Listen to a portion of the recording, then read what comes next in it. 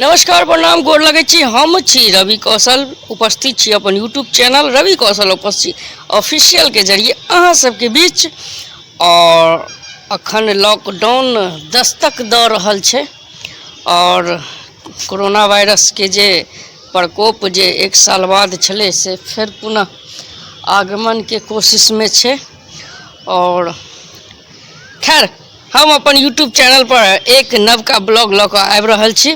हाले में मैथिली फिल्म बबितिया के पोस्टर रिलीज के अवसर पर हमरा जेबाक अवसर भेटल, जे हम ब्लॉग बनेलहुँ। तऽ अपने सब ब्लॉग अवश्य देखी।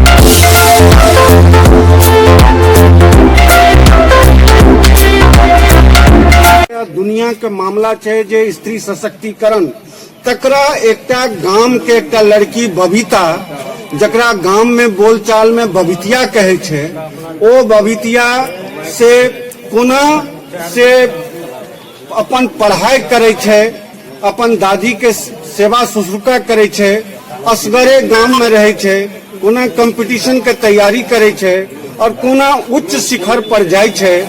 तो तई दृष्टिकोण से एक महिला के संघर्ष गाथा और सफलता के गाथा ई बबितिया थी।